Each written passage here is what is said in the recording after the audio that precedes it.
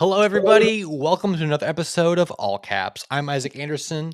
I'm the author of A Song of Bones of the Garden Maze. I'm joined by my co-host, Tim McKay, the author of The Fall of Selvandrea, and our two very special guest stars today. We have Mike Molman, author of The Haley Traveler, and we have Rosaire Bushy, author of the Magic Genesis series. And they're here, and they are alive. Welcome, gentlemen. How are you doing? Yeah, good. This is weird answering questions. Weird being on the other side of the experience. Yeah, it's the same setup, but I had to run and get my caps, and you guys are 10 episodes in, and you've got like all professional kind of intros and all that, and yes, compared to your 200 something episodes of Bald and Balding, right? Right. Yes, we've been dicking around with it for 2 years, and we still haven't figured that out. Well, we figured out. You guys have us beat on thumbnails. You guys have some pretty great thumbnails, so we're going to try and catch up on that front next time around when people are searching for us. For this thumbnail, I was trying to get both of you guys in it, and I was like, "What are some shots that had two characters in it?" So I looked up the Pulp Fiction. They're looking in the trunk of the car. I cut them out and I put you guys over them. Is that what it was? Yeah. You couldn't have gone wrong if you would have used like the thing up in the stage of the Muppet Show where that would have been another good one. That would have been kind of perfect, really. Next time we get together, that's what I'm going to do. There we go. Dream come true. Got to do it again. That's what that means. And thank you, Bob. That intro was smoking. Look at that. Already a great crowd in here. Yeah. And so back to Jamie here, J.A. Bryden. 3 out of 4 caps. So, Mike, you're really dropping the ball on us here. I'm a proud bald man. Yeah. That counts as like a head decoration. More so than hair. Only once he gets the tattoo. Only once he gets the tattoo. Yeah. The tattoos are going to be great. So everybody, if you are watching this, yes, subscribe to us, but subscribe to Bald and Balding so we can peer pressure Mike into finally getting a tattoo. It's the lawnmower now, right? Not the scythe? No, it's the scythe. It's the scythe? Okay. I do have a tattoo, but it's on my arm, but this one's going to get on the back of my head, so. That's going to hurt so much. I mean. Good hurt. Yeah.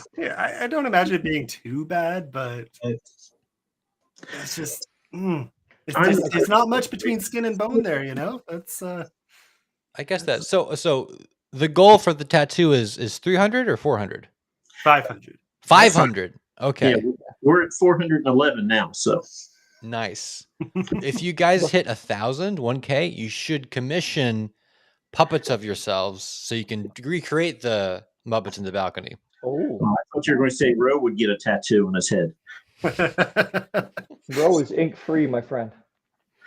Balding, though. I mean, there's probably room up there, right? Oh yeah. God, yeah. Yeah, look at that. Perfect. Just has to be a little bit smaller than Mike's, that's all. Got the Friar Tuck going on. Oh, it's so good. Did I ever? I feel like I told you guys this at some point, but I told you about the time I had a Friar Tuck haircut, right? No. No. You went full tuck. I went full tuck. So the short story is that on a dare, after watching the A-Team, a friend of mine, he gave himself the part of the story. Yeah, he gave himself the full mohawk. And then someone turned to me and said, "You're next, Tim." And I said, No. I'm not going to be the guy who copied another guy. If you come up with an original idea, I'll do it on the spot. About 5 minutes later, a friend behind me said, "Friar Tuck." So I did it. About 2 weeks later, I shaved the rest off and was bald for about a month, and then came back. The B.A. Baracus would be a good look for you. No, absolutely, it would not. I'd have to be one of those really terrible, like the guys with like spikes as a mohawk, Oh yeah. Yeah. That I could do. But then you could do it with your beard too. Oh, the spikes go all over. Yeah. Have you ever thought of plating that thing with the little beads and stuff in it? I have. It's not yet wide enough to do 3 to give it a proper braid. So, and right now I can do 2, and it looks okay, but not good enough to give. Anyways, so I've tested. It doesn't look bad, but not quite enough yet. It's getting there. That is a goal. At some point, just once, I want to walk into like a coffee shop with a Viking braided beard. Nice. When you had the friar tuck, did you feel powerful? Like, did you feel like extra spiritual energy from like the earth? Quick story there. I was the treasurer. This was in my Bible college days back, and one of my responsibilities was once a week at the chapel service when we had other people from the community come in and all the students.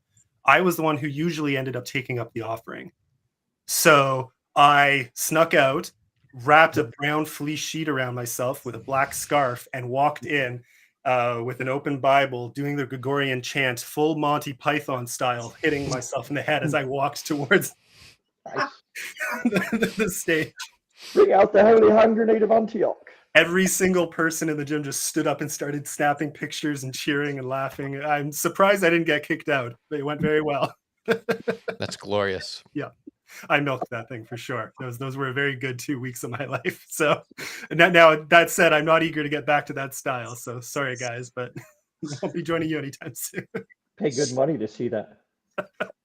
There are somewhere in the Maybe dark, if we get to 500 hell no. subscribers. Hell to the no. That is a hard no. Yeah, no, no.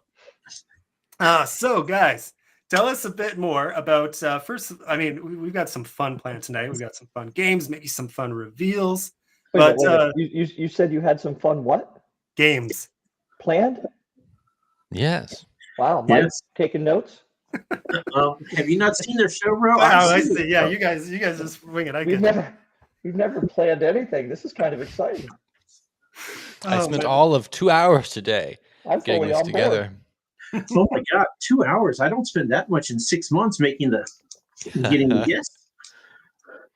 Yeah, right. Who, me? Oh, I see. EL. Those are I got you. Those are my books. Don't be smart. We're here to talk about someone else's. I have Ro's book in front of me. Ooh. Hey, there we go. Magic's Genesis. You're the one, huh? Awesome. That is a great cover. Yeah, I think we got let's see.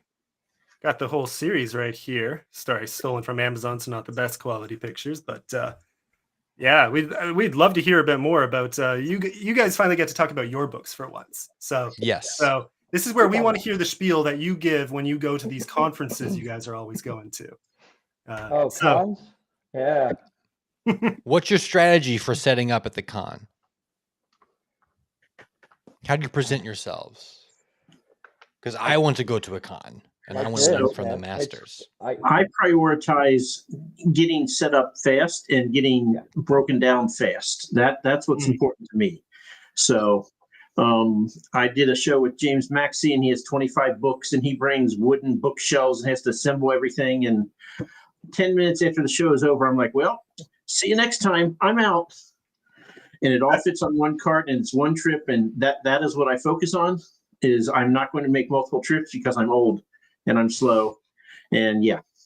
Well, that's what gives you the time to do all those pictures that you take with everyone in costume, right? Yes.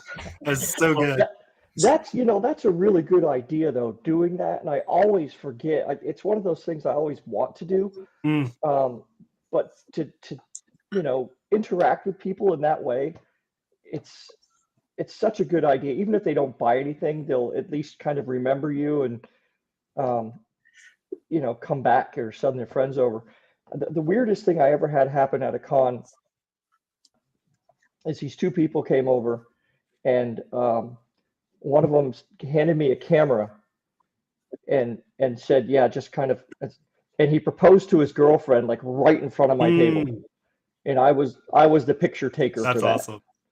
It's like, That's the coolest damn thing ever because like instantly a crowd just kind of gathered. I didn't sell anything, but it was, it was a cool thing to be able to post on social and all that. So it was So kind of I will No, go tell ahead. you, the people in costume, they don't have bags, they don't have anywhere to put anything, so they're never going to buy. So I sat there and I was like, okay, I keep seeing them. I'm not going to sell anything to them. I was like, you know what? If I get them to hold my book and take a picture, they're at least good for something as far as I'm concerned. Put 'em And to these use. are the thoughts I keep inside my head usually and don't let out. But So why not put them on permanent record on the internet? That's the way to do Yeah. it.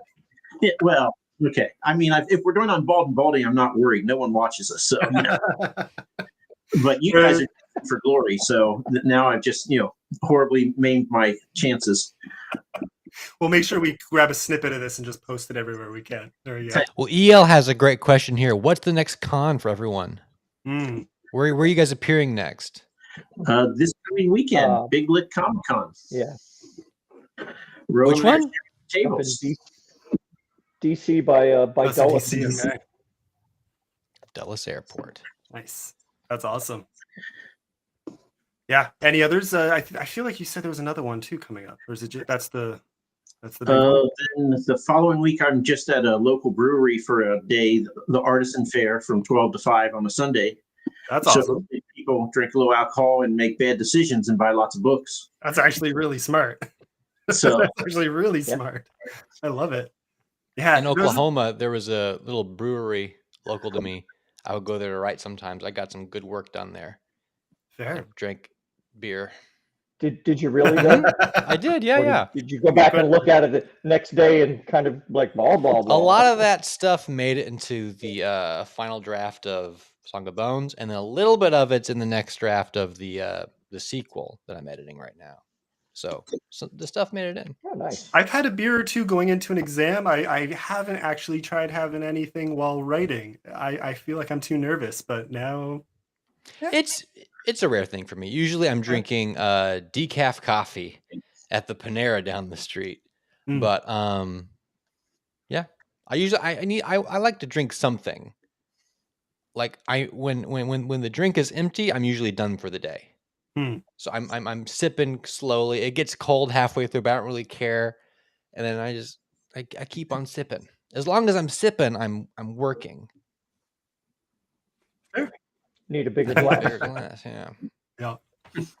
No worries. Yeah, that I can appreciate because I do tend to, if I don't have a drink in my hand while I'm writing, I'll probably get fidgety and more distracted than I already am. So yeah. What about you guys? What's your go-to concoction to get you in the writing space? water. Okay. Yep. Water. I'm boring. But unlike Isaac, I drink a lot, and then every time I have to get up and go pee, I'm like, okay, there's my break. I can go back and work for another 10 minutes because I'm old, so it's every 10 minutes. So, it's built-in breaks that way. It's the old man's Pomodoro technique or whatever. Yeah, exactly. Yeah, forced Pomodoro. Here's a good Enter Blue Smoke's Fire about which brewer? I don't know. It had a long German name. It was a brewery in Duncan, Oklahoma. If you Google Duncan, Oklahoma brewery, it's probably the only one there. Fair. Yeah, we've got a few nice ones here in Ottawa, but it's the distilleries I'm always on the lookout for, Aero, and not enough good ones close to me in Ottawa, which is too bad. Especially the good maple Yeah, stuff. I mean, that's right. You got to come down here and try I feel something like I else. do. Oh, I definitely do. That's not even a question. You come down, I'll get you a bottle of Yep. it. There we go. It's a plan. One of these days, I'll show up at one of the conferences. Did you hear it, everybody? If you come visit Roe, he'll buy you a bottle of maple whiskey. Everyone. Mm. Any order. Don't think that's the way that went down, but okay. Wait, Now, is Roe? There's I got off caffeine last year because I was sick and tired of being forced to drink coffee every day or else suffer a headache. So I said, fine, I'll get off of this stuff because I didn't want it controlling me. So I had a headache for like 4 days. Then I got off of it. And what did you replace it Water. with? okay. I just drink water. That's- And then I'll have the decaf when I go down to the Panera. So that's the only time I drink anything coffee related is when I go right. So that's my think- little trick. Twice I've tried. Twice I've gone a full year without coffee and not even black tea. Like just mostly switching to to non-caffeinated teas and then decaf and no. Every time I go back and I don't regret going back. But EL here, I want to quickly say this. The usual joke on Bald and Balding is that EL lasts 15 minutes to half an hour before he gets banned, and we didn't even make Yeah. it 15 here. So we've now established this is a YouTube thing. EL, you gotta stop pestering. I don't know what to tell you. I think it's an EL thing. That's my favorite game. Is how soon before EL's banned. Yeah, So yeah. So we made it 15 apparently, but you're back, EL. That's what it looks like. I tell you what, Mike, I don't know if you've been doing this, Mike, but I keep going over here to these chat things and clicking on them to Yep. put them up on the screen. And I don't have that ability. It's kind of weirding me out a bit. Yeah, you guys actually get the night off, just actually having conversation. Must be weird. It's a little odd. Okay. Yeah. Well, so tell us a bit more about your actual stories. Yeah, I want to hear the summaries. So Hmm. the books that you showed of mine, Magic's Genesis, that was the story for the first book was one of those things that had been in my head for years and years. And I was taking an English master's in creative writing, and part of the program was that you had to produce, X amount of chapters of a book. So I said, okay, well, I've got this, I've had this thing floating around in my head for a long time. And basically, every fantasy story that I have ever read, magic is baked into it from the beginning, right? I mean, it's been around forever. And I always kind of asked, who was first, right? Somebody had to have been the first person to use magic in any given world. And I didn't see that story out there anywhere. So that's what this book is. It's like the first chapter or two, there's no magic. And then by convenient plot device, magic comes in. The protagonist and the antagonist get their hands on it, and they have to figure out what to do with it, right? What does this do? What are the limits? Why does it hurt so much, et cetera, et cetera. And then over the series, it starts to kind of take on, as magic kind of infiltrates this world, it starts to take on the aspects of a typical fantasy world that you're used to. And then your other series, because this one I hear a lot about too. And this one, these covers I absolutely love. When I think of your books, this Sapphire Hand comes to mind right away, because I just love the kind of tarot card design there. Yeah, thanks. Those are Matt Slay. Matt is also doing some of Mike's work now. So Matt, I met him at this really tiny little con in a mall in Roanoke, Virginia. There was nobody there, right? I mean, really small. Like it was like an abandoned store on the upper deck of a small mall. And we just got to talking, and he agreed to do a bunch of covers for me, which was great. So yeah, there will be my plan is to actually produce a tarot deck. Oh, cool. That's awesome. Based on this eventually. Someone's actually working on one of the suits for me now, but I got sidetracked by another project for the last year, so I have to go back and do 2 more books of this series. Fair. And that's where you plan to wrap it up. Will that be 4 or 5 for this series? It'll be 5. It was meant to be 12. So in book 1, the titular ranger gets 12 cards from an old lady in the woods, as these things are wont to happen. So I've said, you know what, I'm just going to use 5 of them this time, and then I got a story in my head for generations down the road where his ancestors can use them. I think Ithra Cinna here likes that idea. Yeah. I was just talking to an illustrator today because I'm looking to get some more icons done for chapter icons done within my book. And this new illustrator that I found, we were going back and forth, and he said, "Oh, thank you so much. This is a great little side project to do."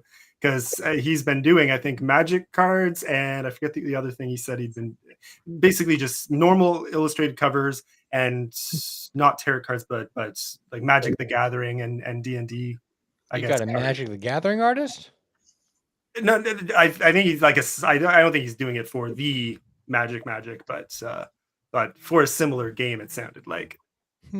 Yeah. So anyway, so yeah, it seems like it's getting popular. So very fun idea. Very fun idea. Ro, what drew you to fantasy as opposed to sci-fi or contemporary or whatever else there is? The books in my house growing up. Okay, so I'm the youngest of 7, and I'm an oops baby, right? Because the first 6 were all in like an 8-year period, and then there's like a 4-year gap, right? So, oops. But there was a lot of westerns and like Reader's Digest condensed books and stuff like that. But I kind of lucked into a copy of The Hobbit pretty early, and from there, just that had me pretty quick. And I was lucky enough to be born in a time where the Bass Rankin version of the Hobbit, in Spectroscope, cool. 1977 or whenever that came out. I was like 9 or something, so that was just absolutely fascinating. Yeah. So classic. Yeah, The Hobbit's magical. Yeah, it's hard to be. Yeah, I like The Hobbit great. more than Lord of the Rings. Me too. It's just, except for those damn movies. yeah. Film wise, Lord of the Rings has The Hobbit beat for sure. but book wise, there's such a charm to The Hobbit. It's so lovely. I can respect Lord of the Rings is great, but The Hobbit is lovely. And the nice thing is too, as a writer, if you kind of chart out The Hobbit, it's super simple, right? It's a very linear kind of, team walk, walk, walk, small adventure, walk, walk, walk, small adventure, walk, that's all it is. It's just in one straight line. A couple of the people come back, like the wood elves kind of come back or whatever at the end. But, and I think if that got written today, there would be people who say, well, what's this Tom Bombadil character all about? That's kind of pointless. Yeah. They could have gotten a horse anywhere. Yeah. And, but you're right. It's I think that's the beauty of being one of the first to do something, is that, looking back on it, it kind of stretches everything. Yeah. So you get away with a lot more, and in the best way. And the rest of us can't. Well, we can try, and people will definitely tell you off for doing it. So I miss a good Tom Bombadil showing up in a story every once in a while. Yeah, and that's one of the mistakes I made in my first book is I would put things in there because I really need to go back and re-edit it. I'm probably not going to, but I need to. If you're one of those people who think that everything needs to pay off, you're going to be kind of disappointed in some of the stuff, because I put like little snippets of poetry / prophecy, and I kind of, as I was doing it, it's like, well, this doesn't need to be here, because you're not going to do anything with this. But then I said to myself, you know what? There's lots of prophecies that nothing happens with, right? So that's one of them. Just move on. It's a world that has, I mean, look at Harry Potter, right? There's a whole damn big room full of prophecies that nothing happened with. So yeah, that's one of the writing rules that I get it, and you don't want to make too many promises you don't deliver on in your story, but I love things that are just there. To me, it tends to make the world feel real. If everything has to have a payoff, I get not bored, but it feels predictable, because if I see something early, then I know what's coming later. If you always deliver, I like a little variety in that sense. I don't know, a little fun world building. It's like if you're watching a cozy mystery TV series or something, right? And they focus in on some odd little thing, right away. Yeah. That has something to do with the murder, because otherwise they wouldn't have shown it to you. Right. And that's kind of the beauty of a book, is you can have some of that nonsense. That being said, I would still edit it, and I don't do it that much anymore. No, and there's like several Rush Easter eggs throughout that. Well, so There. if you're a Rush fan, go find them. And then Mike, let's talk a little bit about. I mean, you know, at this now there's no we don't have Grammy in the background today, but which is a little disappointing. But let's talk a little bit about becoming a druid, and we'll get to Hallie's. Is it Hallie or Haley? Anyways, we'll get to it. But Haley, but do you want my 30-second pitch at Comic Cons for this? Which Yes. Umpteen times, and will be reciting it in his sleep.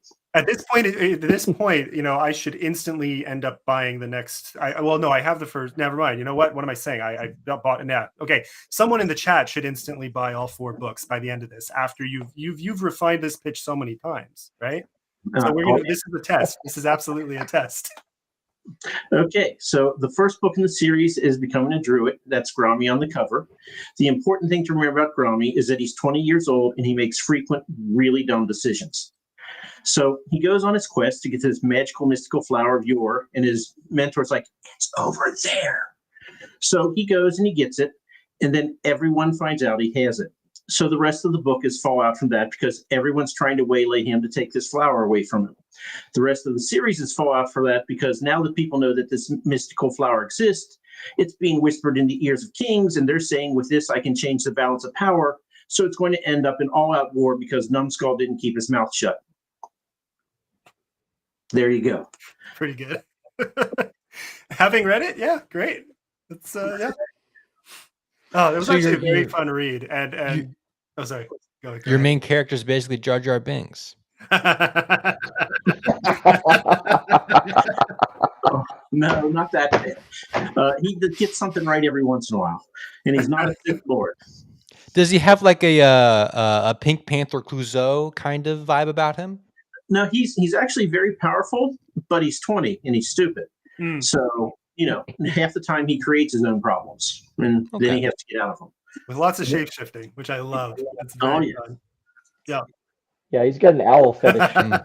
So on one of the Discord servers, they did a reading of that, and the one guy said, "My God, Mike, I know he turns into owls a lot, but page 2, really?" And I was like, "No, not that." And I was like, "Oh yeah, sure enough, page 2." If Jar Jar was likable, I don't even know if then it's a fair comparison. Darth Jar Jar. Anyways, we won't get into that, but we won't get into Rose's favorite Star Wars character.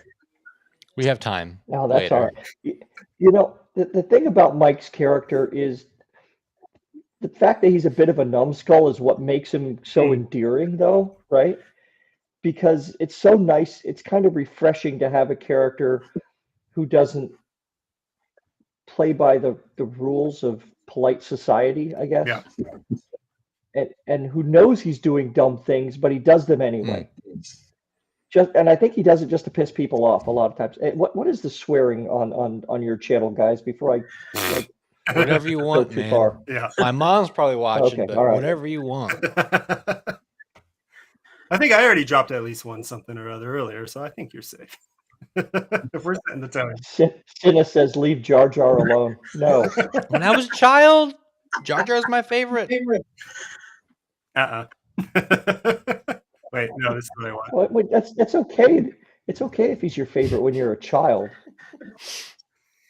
Here's this too. We're gonna get into some fantasy talk in a second, but anyways, yeah. Kate Janeway is in my new book that I'm coming out with. She's one of the characters. Yeah, I'll edit her out. so good. We're gonna have a nightmare editing that. And originally, she's going to have a brother named Rosaire, which actually I guess she does, but I never name the father of my main character, so you know it is Rosaire. It just doesn't appear in the book yet. Oh, that's funny. That's after Roe edits, it might show up, but you know. Cue the music. Da da da da da da da da. Gosh. Oh man. And I wanted to make sure we included this too because dragons. I keep disappearing because of the size here. Give me 2 seconds. But yeah, every time I look at this cover, I think, oh yeah, there's the book that got you sales. So when I started, I was like, you know what? I'm going to write a fantasy series. And everyone's like, you just write dragons. You'll sell books. I was like, you know what? No, I want my books to sell because they're good. Yeah. There are not going to be any other races other than humans in it. And then the second book I wrote has a minotaur or a centaur on the cover. And then everyone kept saying, "Are there dragons?" And I'm like, well, in book 7 at the very end, there's going to be a dragon. So then I was like, you know what? Fine. This dragon appears for like 5 pages. And I'm like, I'm putting it on the cover because maybe people will buy my book thinking that, there's a lot more about dragons than there really are. It works. Hey, I'm all for a bait and switch when the bait and switch leads to druids, which and all the Celtic lore and the names, just how much attention you paid to that in the book was in becoming a druid in particular, something I really enjoyed. I think we've talked before about Stephen R. Lochhead and Taliesin and all that. So I mean, that's where a lot of my love for that lore came from, and then I've loved it ever since. So you had me hooked right away. But for anyone else, dragons, just come for the centaurs and the dragons and all that. You'll get what you like. Oh, this is great. This is great. The 5th book better have lizard people. From Timothy Wolf. If you put a shirtless lizard man on your cover, I think you'd sell buckets. It seems to work for Tim, so there you go. Yeah, there's a picture I'm going to steal from someone else's book and put it on my cover. So, maybe sitting on the throne. Book 2 of Tim Wolf's awesome series, Platinum Tinted Darkness. That was a fun read. Yep. Yeah. Oh man. Yeah, that's good. Okay, well let's switch to then. So, okay, now since we've already talked about Janeway, let's get into some sci-fi talk. So this is actually the first book that I wrote, and I rewrote it 13 times before I published it, which you'd think would make it, good. And then chapter 18 was so good, I put it in twice. This is dystopian Mars. Earth has fallen. Mars was not supposed to be able to feed itself, so they pretty much had to scramble. And it's pretty much you take care of yourself or you die. I have in there, it's Crickets and Rickets is the program they have. So they'll give you crickets and water to eat, but crickets don't have vitamin D and you're on Mars. So if you get sunlight, you're going to get cancer because, there's nothing to get rid of the radiation. So you make money for yourself or you slowly waste away. And that's kind of the world. It's a pretty unforgiving sort of place. And you got a 17-year-old kid who all of a sudden has to, navigate his whole life after being wildly sheltered for the first 17 years of his life. So fun. And very fun. What is the first thing this kid does when he gets some cash? He goes to someone who could be his grandmother to become a man. Right? And does it twice. I was going to say that's the chapter, isn't it? That's the chapter. That's the chapter. The cringiest chapter you will ever read. And we get to read it twice. or original copies, right? It was taken out after, right? Yeah. You remember when you were a kid and you're watching TV with your parents and some type of not spicy, but that kind of scene would come on. And, yeah, thank you. And you're kind of like sitting there going, "Oh, this is really awkward," right? That's what it was like reading that chapter. It's kind of like, "Oh, I just, come on, dude, don't, no." So I will tell you in that because, it's so cringy because he gets in there and he's like, "Well, can I get a menu of all the services? Are there coupons? What's the special?" I mean, and this actually is somewhat happened because when I went with the one friend who I swear his family was the last Puritans in the country, he literally was like, "Well, what are your prices? Can I see the prices?" While we were at the strip club. And I'm like, "Oh my God, even I know better than this. What are you doing?" So that got put into the story. That was not me. I was not that bad. But yeah, it was cringy. Vital question from Cinna here, from Mithra. It's coming. The original person I had who was going to do the audio, he backed out because of said cringy chapter. He just was not comfortable reading it. Oh, that's so funny. Now I'm back to the drawing board and looking for someone to read this. Tim, are you available? Please, God, no. after, I mean, it's funny because when I was about halfway through recording my own, I thought, this is fun. I could do this. I wouldn't necessarily want to. I'd want a lot more training before I ever did it for anyone else. But this is great. And then I got to the editing part, and I'd already practiced. I'd already edited a few chapters. I knew what I was getting myself into. But once you've done it, 60 times, and it can be anywhere from 1 to 3 hours per chapter, depending on the length. That is soul draining in the extreme, but it is still your story, so it's fun. But Right. doing it for someone else's story would be even harder. I don't care how good the book is. It would yeah. So no, I'm bowing out. I had hoped to have the audio out by the end of June, but now he backed out, and I realized there's a dead tree in my backyard that needs to be cut down. So I don't know when I'll get to the audiobook now. That's so too bad. yeah. Was that the one? So do you have audio for becoming a druid and all those? For the first 3 in the Druid series, the 4th one, the one with the dragon, I do not have that yet. Okay. Did you do those yourselves, or did you have someone? Oh God, I hate my voice. I've never ever listened to any of our shows because I can't stand my voice. Maybe that's why we can't hit 500. So the guy who does my books, he's actually from Bristol. Mm. And when he's like, "Can you give me a name list and how you want me to pronounce them?" I'm like, "Here's the name list. You're from the area. You know better than me, so I'm not going to tell you how to pronounce the names." And that's how I learned how some of the names were pronounced, and especially just like the one river that they cross, it's spelled Fowey. Mm. And I'm like, "How would you pronounce this?" Clearly, the answer is Foy. So, and I've actually had a couple people from England like, "You got the pronunciations right. Thank you." I'm like, "Not me. The guy lives there." Okay. There, but probably not the best fit for Haley Traveler. No, probably not. Yeah, it's tough because ACX. I was talking to another author, and I won't name them till they come on the show because we're going to be talking to them soon enough. But she was saying kind of the same thing. Difficulties with one person and then another over just various scenes in the book that someone wasn't comfortable with, even after having given them warning. So ACX in particular, great system for finding someone, but not always the best system for keeping them. It's always a bit of a gamble, and the way the system is set up, you kind of get locked into contracts. It can get tricky getting out of them without forking over a lot of money. Yep. Yeah.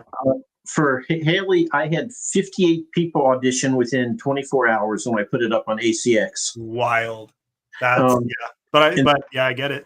Then I pulled it down before I ended up with 600. I'm like, going through 58 is already hard enough. Yeah. Fun experience though. Like that's so cool. Is.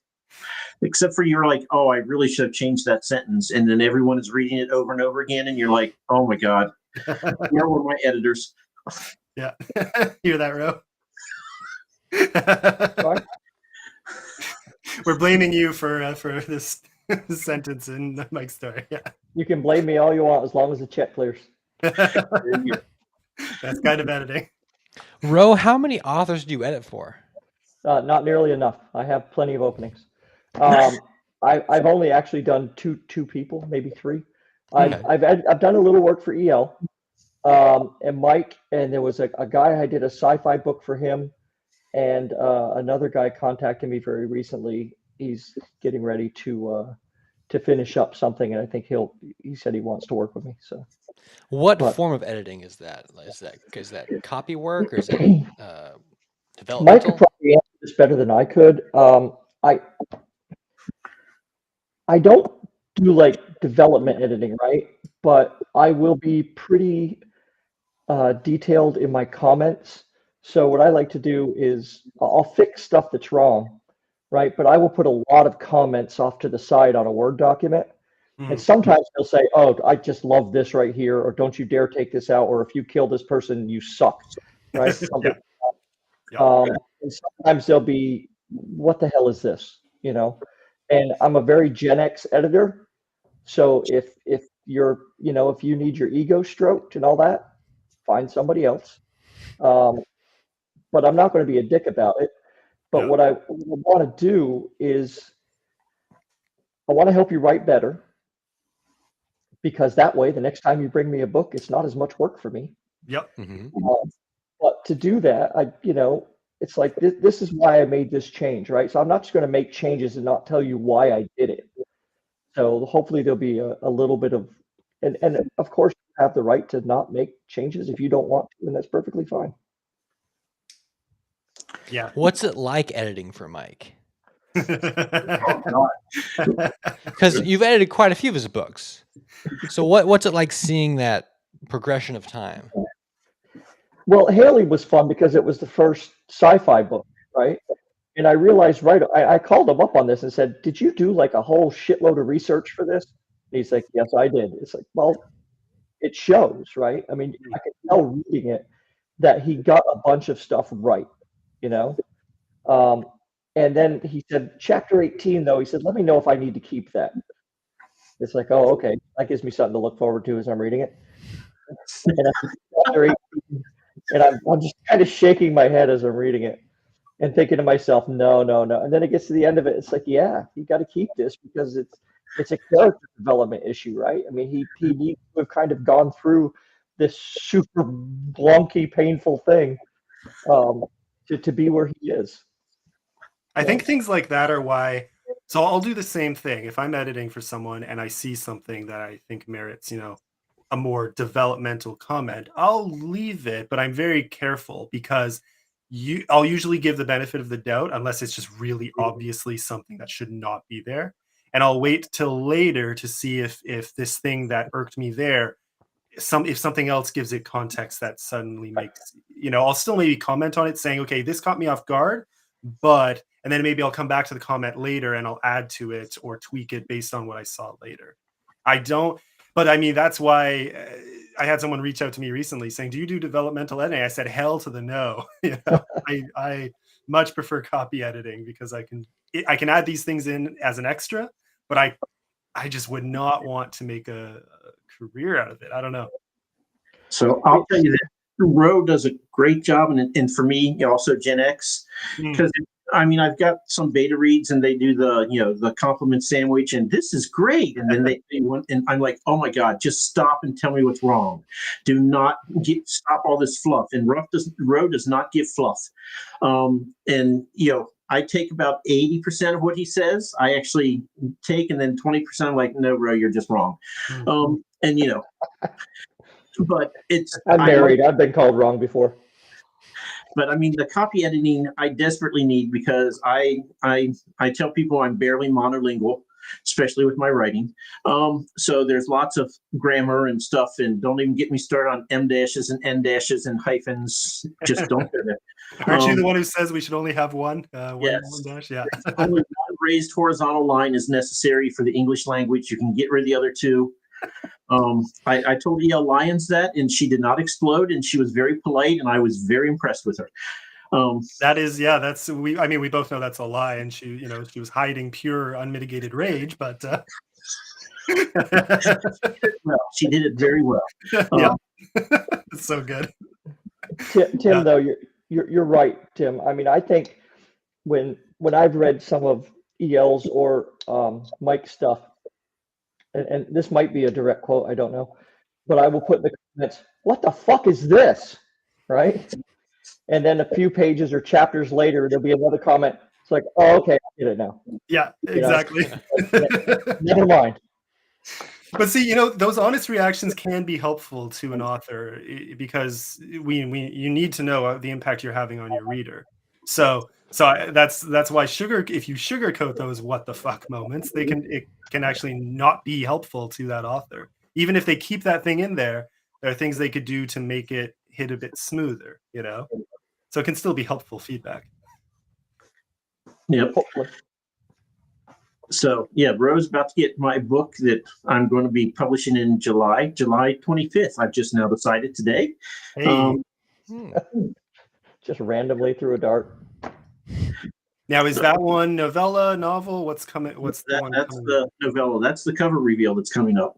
Okay. So but which is on pre-order now, right? Do we want to jump into that? I feel like it's time. Sure. Let's jump Let's into do a it. cover reveal. Yeah, I'm excited. We've got 2 cover reveals today, folks, and they're both bangers. So this is exciting. Yeah, so let's throw it up without ado. Here we go. And I keep disappearing. This is not cool. Where did he go? So Proxima Station. Yes, that it's First Contact. The main character is getting his PhD in anthropology, and they get a letter saying, for national security reasons, we need you on a special mission. So hurry up, get your PhD, and then we're shipping you off to an Air Force base. And then what they don't know is they ship them off to Proxima Station, where 5 alien races have showed up, and one of them invited humans onto the station. So, of course, the U.S. military is not telling anyone else about it. And they fly him to Area 51 because Area 51.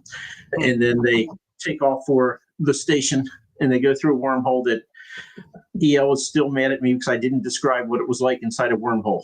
So we got that from Interstellar. You know, we've had that. We're know what it's like in a wormhole. So Mike, this is a good opportunity, Mike, to get some feedback on what people think of this font. well, I'm sticking with it, but yeah. You do your teas are very Disney. So for every series I do, I get a custom font made. And so this is my new custom font I got last week. And I was kind of going back and forth on if I should keep it or if I should make changes. And I decided, you know what, I'm going with it because it looks like it was made by committee and there's 5 spacefaring races that can't get along. So it kind of represents the story. So we're going with that. That's fun. We've got the full view here too. And Oh, fun. Yeah, look at that. There we go. Oh. Yeah, very fun cover. That's exciting. That's gonna be. Yeah, well, and I can we vouch for US yet? I know Canada, the pre-order's live now, so I did see a pre-order on my Amazon. Okay, yeah. There we go. There we so go. The pre-order is live. Nice. And I apologize to everyone in the comments because I'm going to have this cover reveal probably in a week or 2 on Twitter and be like, first time ever. So you have to pretend like you haven't seen it and then tell me it's amazing on Twitter. It doesn't have to be believable. Just leave a like. Yeah. Repost. Come on. It's not a real, share. Anyways, yeah. Well, I don't want this to is a repost. Tim McKay stratosphere where, I get banned from Twitter because too many people reshare my cover. I mean, I don't want to be that likable. Yeah. Oh my gosh. I still can't believe that happened.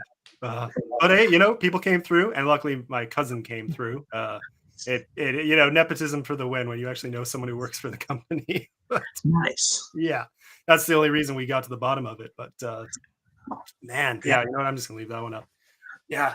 Anyways, yeah. So look, I don't think most people will run into that problem. I think things like that have been fixed these days. Things seem to be running a bit smoother. But yeah, that was not something I expected. We run a cover reveal. It's going extremely, extremely well, and then boom, banned from Twitter for a whole 36 hours. I think it was before I was back on. So good times. Yeah. Is that a punishment? Being banned from Twitter? Well, it could be a form of therapy. Really. Yeah. That's safe. Fair. I know what I got out of it. It felt great.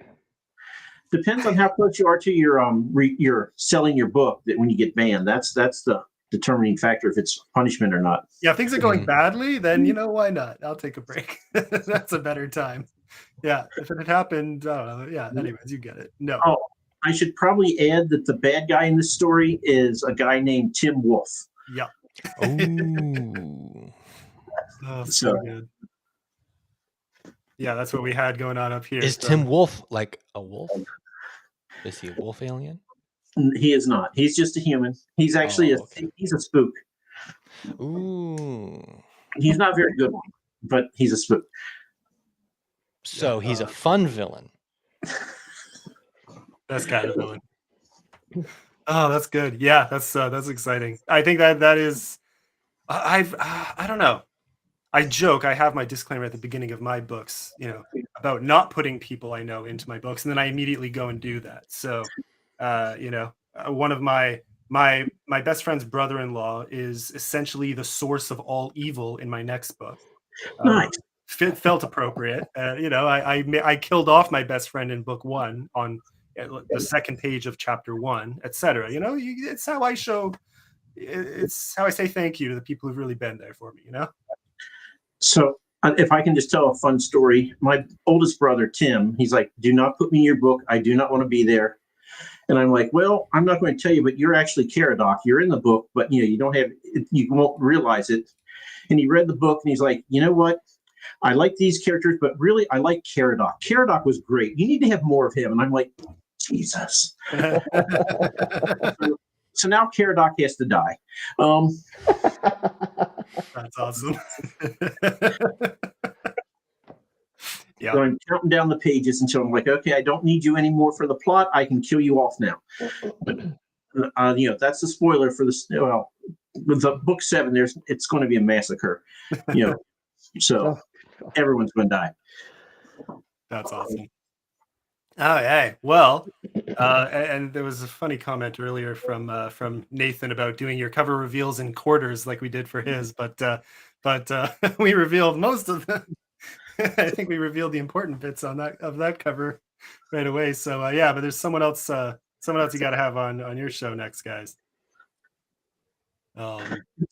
Anyways, yeah. Oh man. Okay. Well, what do you think? Well, so say again the date that this is actually coming out. Pre-order now, but July 25th. July 25th. Okay. Yeah. So grab it now. Cover reveal coming soon. Official cover reveal other than this one coming soon. But you saw it here first, folks. We pretend otherwise, but it's true. Happened on all caps. Okay, and then Ro, you have something coming too. This eventually. Do you have a rough date then that it's probably coming out? No. Or? No, I'm not that keyed up on doing all that. Like I've never done a pre-order for a book or anything. I'm just not that. When people say they really don't like the business kind of side of it, I take that to a whole other kind of level. True. Yeah, I love going to shows and doing all that kind of stuff. But that's businessy. Editing work is businessy. I don't know. You see. No, the pre-orders and all that kind of thing. I'm just trash at that. So fair. But I'm hoping to get it out where I can probably in mid-July, I guess is the hope. We'll see. Fair. Well, are we ready for a bit of a reveal here? Let's jump into reveal number 2. Look at that. That's a beauty. Sigil of the Enderrune. Or sigil, Sigil of the Enderrune. GIF, whatever, It reminds me of have you ever seen Corner Gas? Probably not. A Canadian show. It's kind of like a PG version of Letterkenny. And Okay. I'll never forget this one hilarious line where honestly one of the main characters might as well be I would say he's a combination of both Ro and Mike, just curmudgeon-y sort of, he's not old guy, but I'd put him right there with you guys. He'd be a great third member of Bald and Balding, and he sits across from someone who's reading a ketchup bottle with the old spelling of catsup, and person says, oh, it's kind of the same thing as tomato, ketchup, catsup, and one of the other characters just looks at them like they're idiots and says, yeah, for the record around here it's always tomato. And I've never forgotten that. And that is how I feel about a lot of these things. I'm like, you know what? Sigil, GIF. Yeah, for around here, it's tomato. Well, it's my book, it's sigil, damn it. That's how I'd be. It's the title of my book. Now I say that, and I let everyone mispronounce the title of my book. So yeah, you're good. You give me the $18 for the paperback. You can call it whatever the hell you want. There you go. Yeah, so tell us who did this cover, because it's freaking awesome. So I asked around and somebody said getcovers.com does pretty good work at a pretty reasonable rate. So I was playing around with some, I know this is horrible, some AI stuff just to get an idea in my own head. So I had an idea of what I wanted, and then I told them this is what I wanted. And they said, well, pick out some photos. It's like, yeah, I don't see anything I like, but this is what I want. And they came up with this. They gave me a couple of different options, one with a dragon breathing fire, but it was a really kind of hokey looking dragon. So, and you know, the price is right, and I Fair. thought it Yeah. looked pretty good. Yeah. No, I've heard good things, and this is a really solid one. And I think, I mean, we won't get into the whole AI debate, but I think using AI generated art for concepts on the concept side, I don't think I can really fault that. I It's know a really some, quick way to hash out some shapes and some ideas. yeah, you know, I think Yeah. things get, I don't know. That's where I feel like people get maybe a little too hard on. I can understand, you know, people setting a hard line, but that's not something I would ever fault someone for. You know, I think that's getting too extreme if you're going to attack someone for so much as glancing at it, you know? Mhm. I'm going to skip over the fact that you said hard on in relation to the book cover. I caught myself saying, I was like, well, I could have said that differently.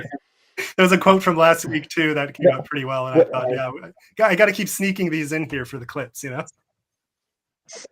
I did when I sent them what I wanted though in the description when I explained. I said I don't want anything AI. It's like take a photo and photo manipulate all you want, but I don't want any AI on it. So. And the typography too, I really like. You know, Yeah, that's I think nice. someone even mentioned that. Yeah, too. they did a nice job of that. Came out very, very well. Yeah. So I like the little star between the U, some little things like that. That Yeah. it's like, oh, okay, that's cool.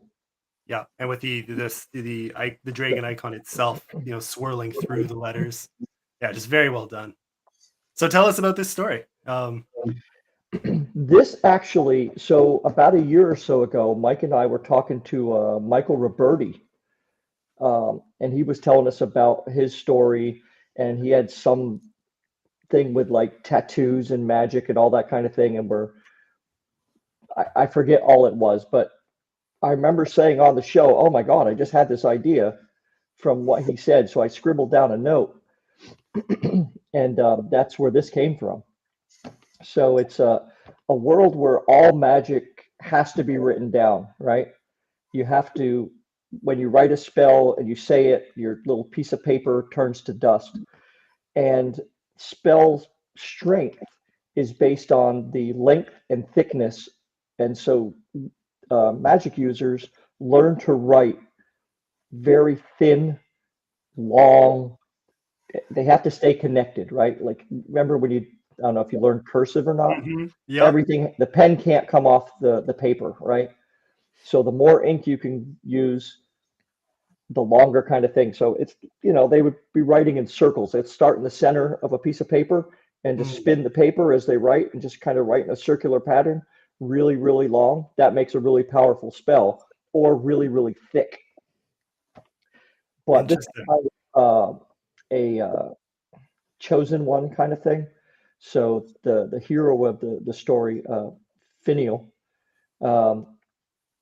he doesn't.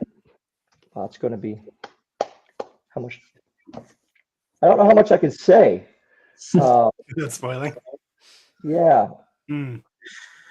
But tell them about the prologue and the character in there. So yeah, so there's the whole thing that sets this up is there is a prophecy, and this prophecy actually plays out from a wizard from a long time ago named Molmont, who is in fact our bald friend Mike. He is doing some research on whether or not dragon's blood can be an effective use of ink, right? People have tried human blood and that doesn't work and blah, blah, blah. But he thinks dragon blood, based on their inherent magical nature, might be useful, used as ink to make stronger spells. So he goes to a place to try to get some dragon blood and is eaten. So, but he's still very important to the story, and is I meant it to be like a paragraph just to, you know, give Mike his chuckle, and he appears throughout the book. That's awesome. But he dies. But ultimately, he gets eaten. That's what we're getting. Oh, I mean, yeah, I mean, it was like generations ago when he was around, but okay, gotcha. Yeah. But his remains make a comeback. So that's funny. Leave it at that. Yeah, real friends kill their friends in books. That's what we've established here. Oh yeah. Yep. Well, if you're going to poke a dragon with a needle to try to get some blood, bad things are going to happen. Feels like something Mike would do. Right? Fair. I'm not a big fan of dragons in general, so But Yeah. it's I wrote it just to get away from, because the other 9 books I've written so far, they've all been in the same world, and I wanted to do something completely out of that world, if for no other reason than my sanity. And so when like going to shows, you have another point of entry for someone to get into your work, right? Buying a single standalone book is a lot less, kind of, it's easy to do that. Whereas the other way you look, it's like, oh, you got 9 books. Wow. That's a bit of a commitment. So, I mean, there will probably be more, but it's not going to be a series. It's going to be just books in the same world with the same characters, but they'll be independent little adventures.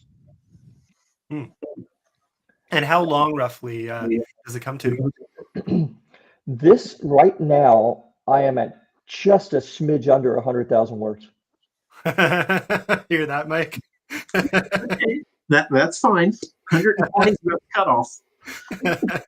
Yeah, it's like with my typeface and everything, it's like 450 pages or something.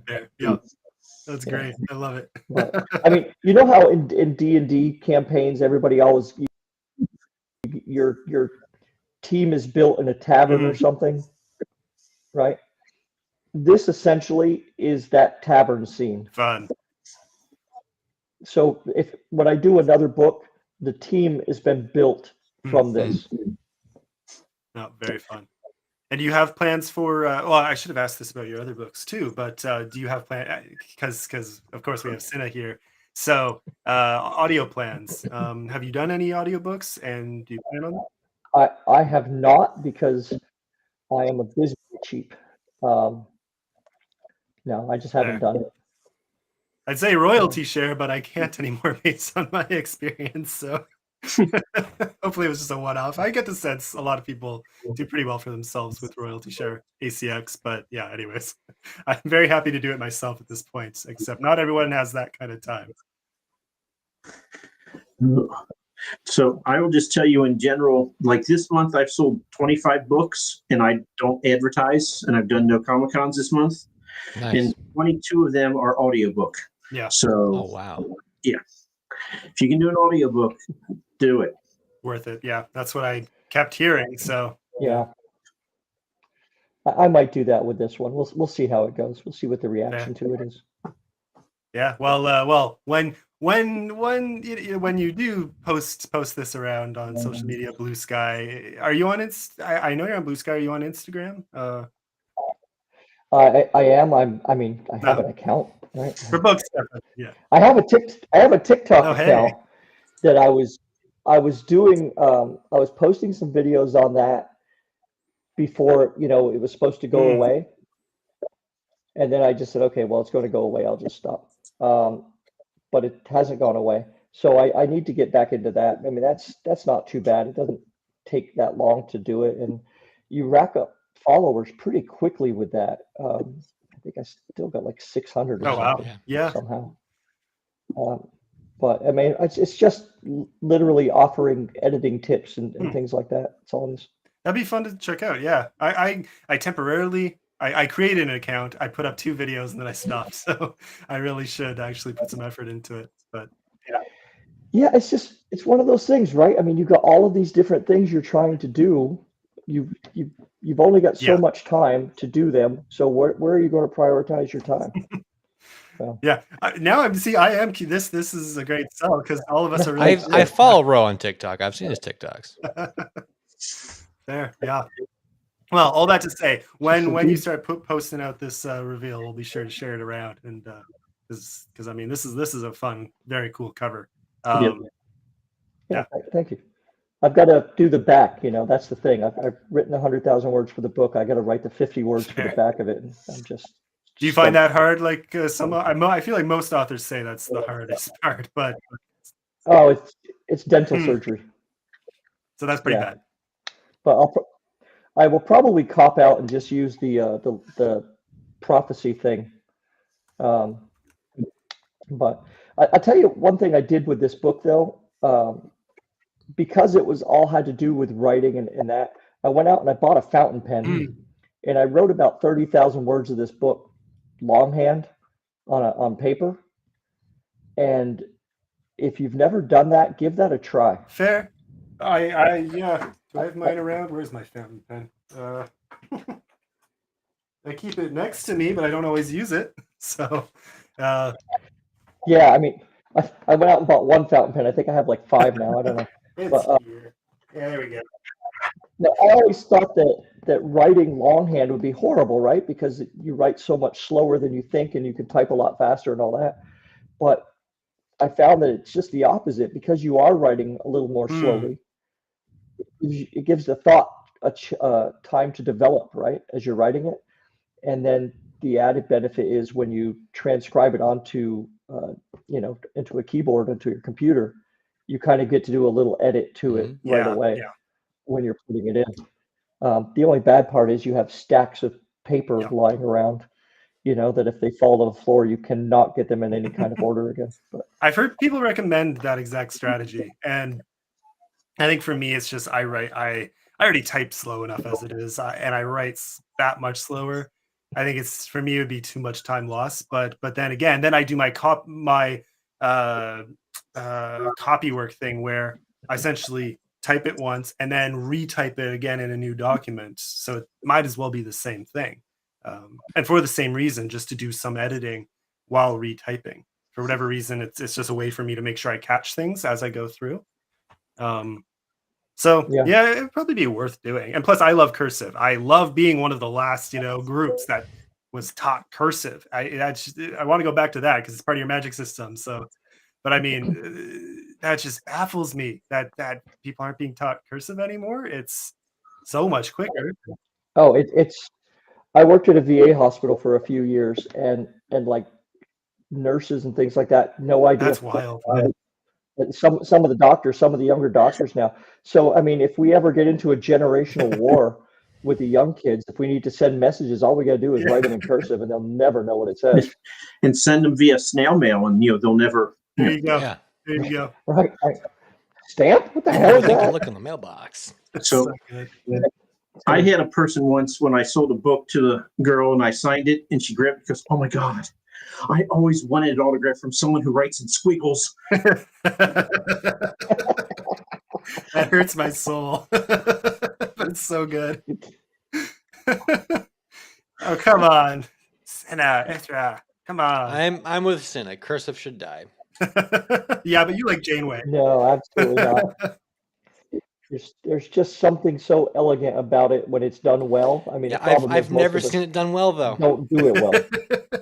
So just a fun fact in my book, Katie Janeway, she has fountain pens and she loves it. And that's one of her favorite things to de-stress. I put that in just for Ro.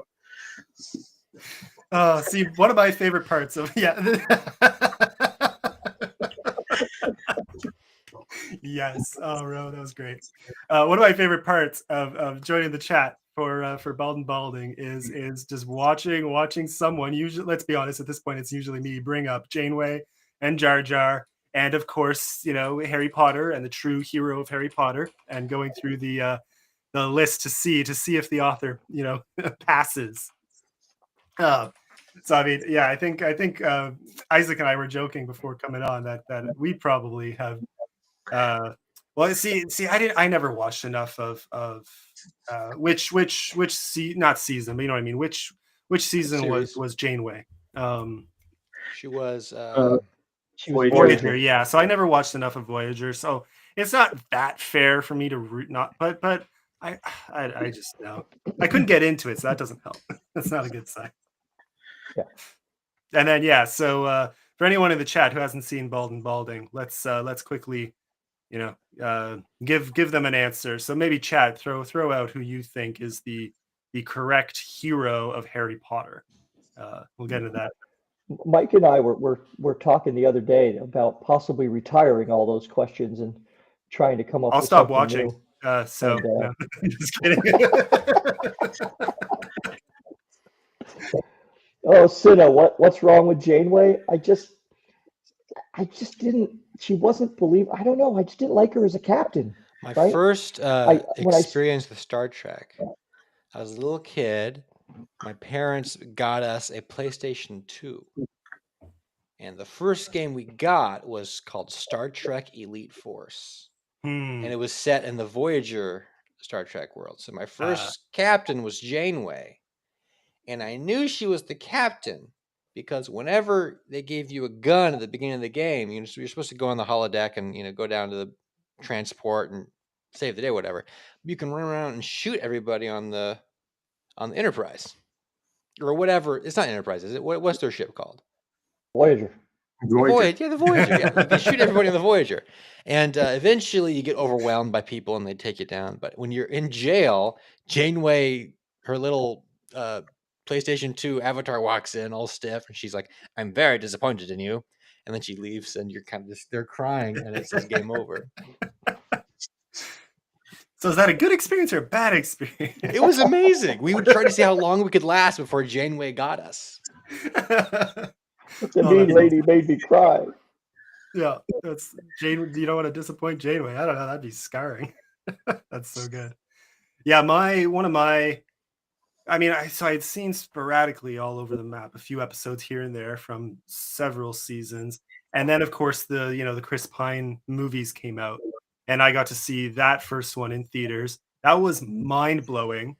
But what made it better was beforehand seeing The Onion. Have you guys seen a lot of The Onion parody news? And so they put out a video right around when Star Trek came out, showing a whole bunch of real Star Trek fans. And then they made a joke of this. The real Star Trek fans were coming out of the movie saying, "This is terrible. This. If I wanted to go to a movie with great effects and attractive young characters and really good story, and a show that doesn't have massive debates around a table, talking about intergalactic politics for an hour at a time, I would have gone to," and then they named some Star Wars or something. I would have gone to something else. This is not what I paid for. And I thought that summed up my feelings of a lot of the old Star Trek pretty well. Oh, the classic Trek is really good. The reboots, I think, were fantastic. Yeah, they were very good. They delivered for sure. I liked the first Chris Pine movie. The second one was okay. I didn't like it as much, and the third one, I liked it. It was really weird. Yeah, but I didn't like it as much as that first movie. Yeah, no, 1 was by far the best. 2 I still really liked, but not same as you, not as much. And then 3, yeah, I don't know. I like Idris Elba, but you didn't really know it was him. It was, I don't know. It wasn't. The original Star Trek Wrath of Khan still holds up. Mm-hmm. Yeah. Wrath of Khan's amazing. 40 years later, that is still really good. Yeah, absolutely. I think it's still the Mike best is sitting Star Trek here film. having not seen any of this. No, I've seen all the Star Trek movies. Oh, okay. All right. Movies, not the show. Yeah. Well, I saw Next Generation till the last couple seasons were terrible. And I really liked Deep Space Nine, and then I moved in the new place in Florida, didn't have that channel, so I couldn't watch it. And then, Voyager, I got in like season 3 and didn't know what was going on and didn't care for it because of that. So, fair. Now we're about an hour and 15 minutes in. You guys have time for a game? Sure. Oh boy. We're both pretty excited for this. All right, let's flip it open. Are you ready, Isaac? Oh, I have my notes open. We're Let's ready do to that. go. All right. So welcome to The Revenge of the Ball Dome, a mini adventure for Mike and Ro. We've lost Ro. That's Ro. There we There's go. Ro. There we go. Okay. So this is what's going to happen. Mike and Ro, you're not picking characters from your book. Damn It's you graphics, guys. Mike. nice. I'm going to drop you into a little fantasy world, and you got to figure things out. Like Do I- us? So, yes, Like you two, Ro Mike and are Ro, gonna be- Oh, we're fucked. both of you. So let me paint a picture for you right now. You wake up. You don't know how you got there. You wake up on a glowing hillside overlooking a city of marble towers and walls. Colorful pennants and the sound of cheering crowds rise from a great domed coliseum center of the city. You're I don't kind like of it. you're looking around, you're disoriented, and then out of a gorse bush hops a goblin. And the goblin says, Mike and Ro, you're here. It's so good to see you. The ball dome is about to start. And if you guys don't go see it, your hearts will explode because that was the price to get you here to this fantasy land. You have to go to the ball dome or your hearts will explode. Okay. But to help you on your way, I have some choices. He opens up his little jacket. He says, would you guys like to have a two-man crossbow, a two-man saw, a healthy length of rope, or a baker's dozen of donuts? Donuts. Mike, you guys have to agree. You guys can only pick one. I can't give you both things. You guys have to share a thing. Mike, our hearts are going to explode here soon anyway. I don't think we need to use the donuts Speed to the get them there process. faster. The rope would probably be the most useful thing. The goblin pulls out the rope. He's like, you want the rope? Mike, Ro wants the rope. Mike, do you want the rope? You had your eye on the donuts. You guys got to come to an agreement here. I don't know. Maybe we should just take the saw and, since neither one of us want it, Okay, that's fine. We'll do that. we'll take the saw. The goblin says, okay. He throws the donuts, throws away the rope, and hands you guys a saw. You guys carry it between yourselves. You walk down the hill, and you approach. We can't attack the goblin and take the rope and the donuts. Exactly. That's what I'm thinking. Okay, how do you attack this goblin? But we have this giant ass saw, right? We What are you run at doing? it with the saw between us, and we try to, decapitate him. Okay, as the goblin's bidding you would do, you guys take either side of the saw. You go, "Rah!" and you run toward this goblin. The goblin sees what's going on. He goes, he kind of scurries away, does a little dive like with Bugs Bunny into the grass and poofs away. And you guys, but you trip over his hole and you roll down the hill. Oh, So at well, the bottom of the hill, you we're are in now our 50s. at We're the not getting giant up gate. from that. Well, I guess we'll see. Well, you guys are in a fantasy world, so you're okay. Your hearts will explode. That's But a you guys fantasy are doing world. okay. All right. Okay. Okay. So at the bottom of the hill, you're now looking at a giant gate. And in front of the gate is a big man. And he's making sure no one who shouldn't be in the city is coming to the city. So next slide, Tim. Let's do it. Jonathan Horse, mean and raspy. He's guarding the city, and he sees you guys laying on the ground with a saw. He kind of clops over. He looks at you guys, and he says, what are you two doing? What are you two doing here with a saw? This is a no-saw zone. Knew we should have taken the donuts. See, we should have had Isaac do the audio bugs. There we go. Honestly, I wouldn't have shared, so it wouldn't have helped us.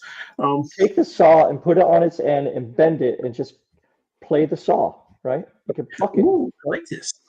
Like Okay, soothing It's not a music. saw, Soothing it's a music. musical instrument. You Yeah. guys start twanging away, and Jonathan Horse, he's going, he starts bobbing, his horse starts bobbing, and Jonathan Horse says, you two are pretty good. You must be part of the show in there. Usually you ask for passports or identification. I'm going to let you guys ride in. So if you fall, I'll even give you an escort. So Jonathan Horse, he comes over to you guys, and he brings you into the city. You're now in a beautiful, beautiful market. There are people all around. And who do you see? The goblin. He wanders by. He says, guys, you made it into the city. I forgive you for trying to kill me, but I have another thing. I have some items for you. He opens up his jacket. He's like, would you guys like a big dog, a counterfeit gold nugget, or 2 cans on a string? Do we get to keep the saw too? The saw disintegrates as soon as you enter. Jonathan Horse is very confused because he thought you guys were performing. He's like, oh, well. Jonathan Horse walks outside because he's got to guard things. Mike, go ahead and pick. I'm going to go with 2 cans on a string. This 2 is- cans this on a is- string. this is So like letting the Mike goblin roll. says, all right, here you go. He takes out, it's an empty pecan and an empty corn can. He hands it to you guys. He has the little string for you. He swallows the nugget and he picks up the dog and he squishes it down and eats it. And he goes away. That's terrible. Before he leaves, he says, you guys got to get in. The tickets are over there. And he leaves. So you guys move through the crowd. You get over to the ticket area. And there's a man who's selling tickets. He's a big dude. He's even bigger than Jonathan Horse. Hey, wait a minute. I don't mean to be this guy. Be the guy. But Be him. as it's not our characters, but Mike and I, Why are we being herded into this frickin' place? If you don't make it to the ball doom, your hearts Oh, will that's right. Our explode. hearts explode. That's right. The goblin comes back in. He tugs on your pant leg. He says, "Remember, Ro, if you don't get in there, you're gonna die. You're gonna die, Ro.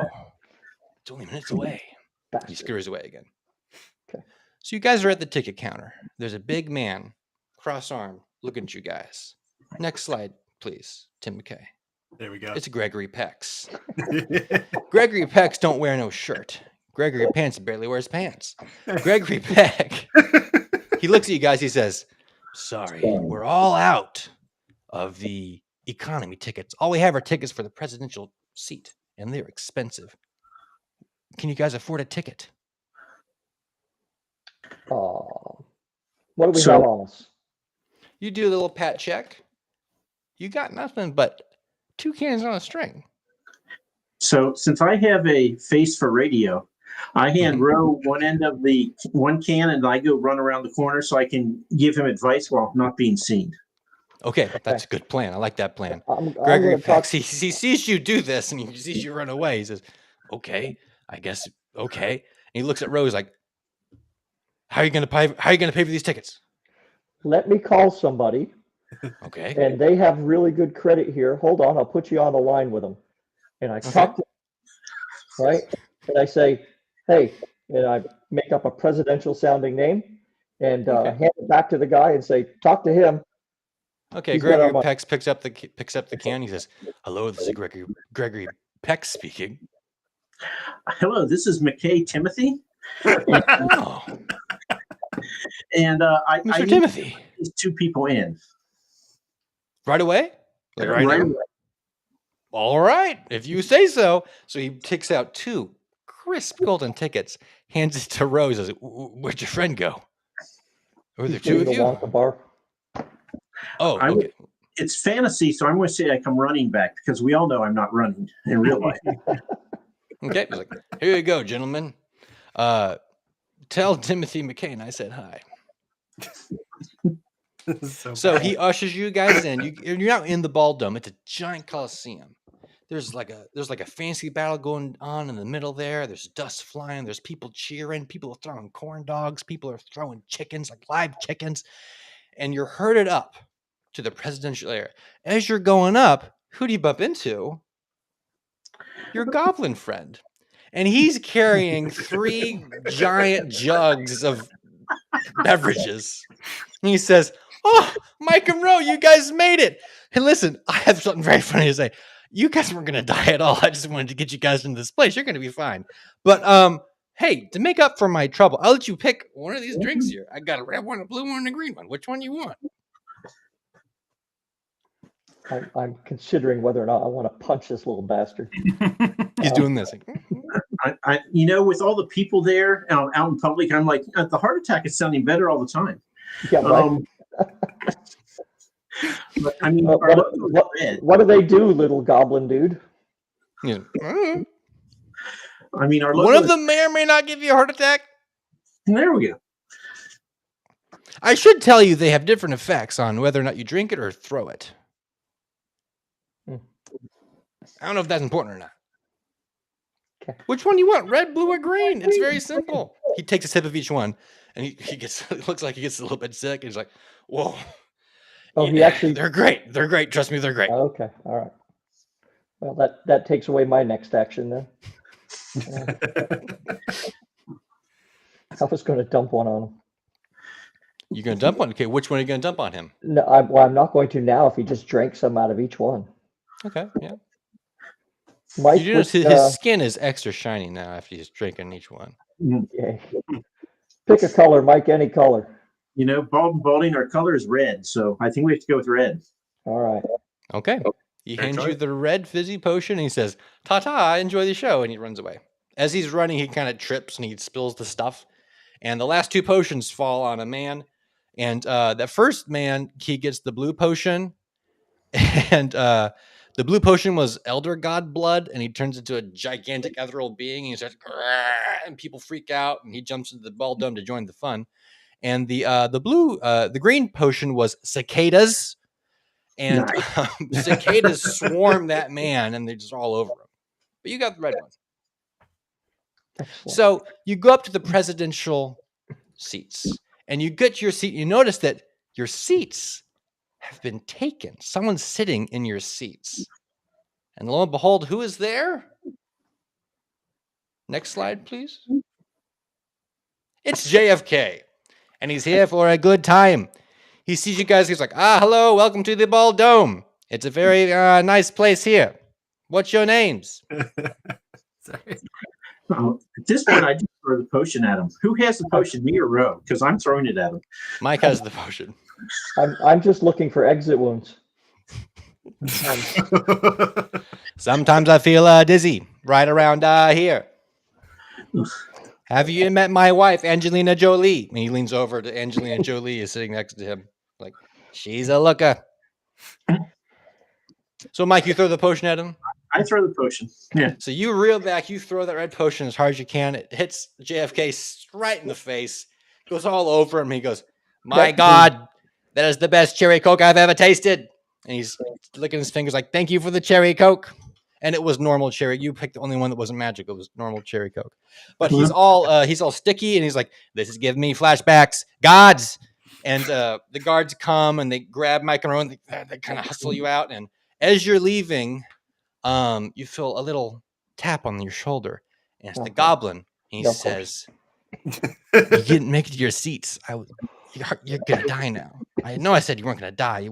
It wasn't your heart. It was your spleens. Your spleens are going to explode. I'm sorry. So you feel this little pop in each of your bodies, and you fall down dead next to JFK covered in cherry Coke. JFK says, what a good day this is. And that closes our adventure. Nice. Okay. JFK needs to learn to duck, first of all. He does. He's like, I never duck. Ducking is for the weak. So, thank you, Mike, for killing us. What's your beef with JFK? Nothing. I'm just at this point I'm belligerent. I'm around a huge crowd. I'm unhappy. The heart attack does not sound terrible to me. So let's instigate something. Spleen sounds worse though. Spleen sounds pretty darn terrible. Yeah. I'm kind of curious who was in our seats. It was JFK and Angelina Jolie. Oh, right. Okay. They were actually in our seats. All right. Yep. Yeah, JFK was notorious for sneaking into places and just sitting wherever he wanted. I'm assuming that should have gone a different way. It could have. It could have gone anyway. You could have avoided the city. Yeah. I had it open enough to have. I had Gregory Peck. He wants to sell you something. I had Jonathan Horst wants to keep you from something, and JFK had something you wanted. Angelina Jolie. Yeah, Angelina Jolie. Oh, so good. That was wild. That was there you go. So fortunately no one made it to the Ball Dome, and you guys went into it. You didn't sit down. Yeah. Well, see, that's nice. That's roll. So since you didn't make me roll a 20-sided die, I just decided to choose the one naturally. Yeah. You just chose things that would have been a 1. Nicely done. Hey, if you offered it to JFK, maybe it would have turned out better. Screw Roe. I'm just going to throw this at the guy. So good. Oh, that was fun. That was good, guys. Oh man. Okay. Well, other than the game, okay, before we really, we're at the hour and a half mark. But before we wrap things up, we had one more picture here that I really wanted to make sure we show. Mike, why don't you tell us the story here? Because this is great. So the 5 aliens in the book that's upcoming, each of them is basically taking on idiosyncrasies from my dogs. And so here you have me, you have my 5 dogs, and you have the aliens. And I really feel sorry for Crichton because he doesn't deserve that. But yeah. So each of the characters, I've had lots of beta readers, and they all said, man, your characters are really fleshed out. They really seem real, and they're all different. And I'm like, I lived with each of them for over a dozen years. So yeah, they should be. So yeah, this was actually fun to write. I never say that about a first draft, but this first draft was actually fun to write because I knew all the characters, and I knew going in that I can't actually kill any of my dogs, so it's going to be cozy. So, I knew a lot of what was going to happen once I put them together and how they would interact with each other. And yeah, these are the aliens based on the dogs that I've had, and of them now, only Shadow is still with us. Sometimes, unfortunately, but he's been good tonight. So That's awesome. Yeah. Well, Shadow's a good dog. Anytime I've ever seen Shadow, Shadow's awesome. if you were a possum, you would disagree with that statement. Oh, Okay, yeah. I think that's fair. Well, Yeah. actually, you'd be dead, so you wouldn't disagree. It wouldn't have Yeah, to you say. just be bleeding. Oh, that's Cherry funny. Coke all over you. With cherry Coke all over. I'm still reeling from, I think it was you sneaking in the comment about JFK having flashbacks because of the cherry Coke. That's my takeaway from this chat. That was fun. Oh my gosh. Yeah. Well, yeah. I mean, so on that note, we've had 2 awesome cover reveals here. So anyone still in the chat and anyone watching on replay, these guys actually have books. They don't. Yeah, they don't like just, a lot of books. They have a lot of books between them. So check them out on Amazon or anywhere else. You guys sell your books anywhere else? I've gone wide with everything. So I'm going to be just Amazon for 90 days with the new book, and then I'm going to go wide with that in September? Yeah. October, I guess. Yeah. So Brilliant. Yeah, well, I'll make sure links for both of your Amazon pages are at the very least, and socials are in the description. So check there on YouTube, anyone watching. And oh, sorry, this is terrible. Oh man, yeah, yeah. So Boy, Rajas. anyone watching though, be sure to check those out. Mike's book is now on pre-order, so let's flip back to that cover just for a second here. Full cover, there we go. Yeah, I mean, so go check out Proxima Station on Amazon right now. It's available, and as of tonight, right, that was just an hour before we came on. So yeah, already stacking up those pre-orders. There you go. And yeah, so if you're watching, pre-order that, and be sure to go check out Rose's awesome catalog and or editing services. We heard it, you heard it here, very available. And yeah, anyways, thank you both so much. This was a blast. We're both big fans of Bald and Balding, obviously. So this was absolutely a treat to have you both on. No, it was a treat for us to be asked. It's kind of the community around this whole thing is so extraordinary. It really is. That the fact that Mike and I have been able to do this for 2 years and people still keep watching amazes me every time we do it. And you guys are basically booked out like months in advance, right? I'm into July now, and the coolest thing, we actually just had this with Kane Williams. Is I was like, "Hey, Kane, I see you have a book coming out. Do you want to be on Bald and Balding?" He's like, "Oh my God, you've made my day." I'm like, "Oh wow, you're really over expecting here." Expectation management, man. Yeah. But yeah, when I get that and people are like, "Yeah, I watch your show all the time," I'm like, you do? Really? Huh.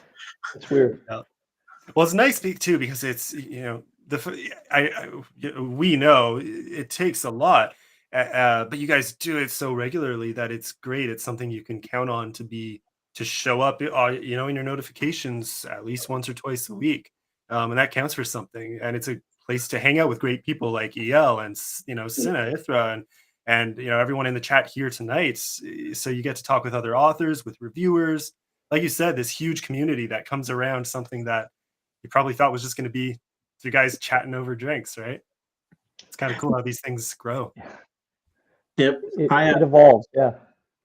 We're going to have Nico on in a couple weeks from Nico's book review. And I just remember him saying, "I started my channel. I figured it'd be 200 people and, couldn't imagine I'd have more than that. And now he's up to 2,000. And I'm just like, you know what? I'm happy with, 200, 400, whatever. I mean, it's the people in the comments are what, half the time Rose like, "Mike, what are you doing?" I'm like, "I'm reading the comments. Shut up." It can be hard to keep up.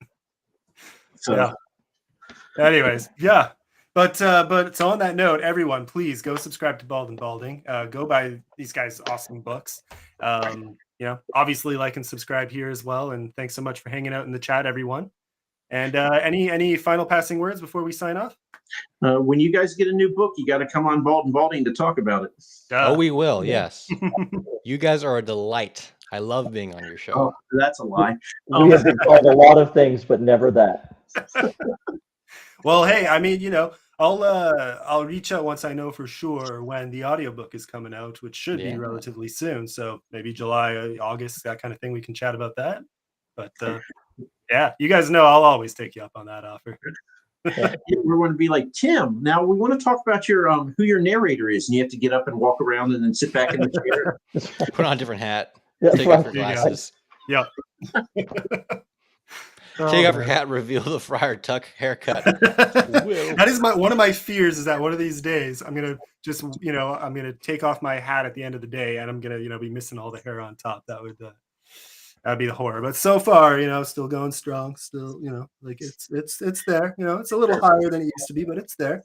A Give it little time. flat because of the hat. When I'm not wearing the hat, this is a big freaking mane. So Yeah. Show off. I'm the opposite of you. Someone earlier commented on my beard getting there, and I thought, yeah, I'm officially the opposite of Mike now. Is that the hair from the back of your head hanging over your shoulders? Yep. Good God, man. Oh yeah, it's getting long. It's Wow. about the point where I'm ready to give it a good trim. But I thought you couldn't do that until your next book got published. well, that's a beard dare, so I don't know Oh. for the hair. I haven't touched the hair yet. Right now, you have Gungan ears. It's The way true. you're handling them. I'm literally You still need a how haircut. it falls forward. Yeah, now I'm never wearing it like that. You also again. need a really good haircut. Oh, that's good. All right. Anyways, thank you guys so much. And yeah, anyone watching, especially authors, or reviewers, whoever you guys like to have on, these are two great guys to talk to. So be sure to reach out if you want to go on their show. Ours, of course, as well. Our schedule is filling up fast, but we've got room. So if you want to come on, yeah, it's we love doing this, and you've seen what it's like. Awesome chats and few fun games and fizzy. We'll leave the fizzy potions to you guys for the most part, but shenanigans are guaranteed. Beard dare, yes, I have no regrets. Yeah, I'm never gonna live down Gungan years, you jackass. I call it like I see it. Good call. I'll wear them proudly. All right, folks. Anyways, I think that's it for tonight. So have an awesome night, and check out the links, do all the like, subscribe, and all that good stuff. And we will see you next time, probably Thursday in our case. And That's whatever. right. Yeah. Yeah. So, anyways, we'll see you again soon. Thanks everyone for coming out. We're gonna do that awesome awkward wave now while the stream waits to end. So, cheers.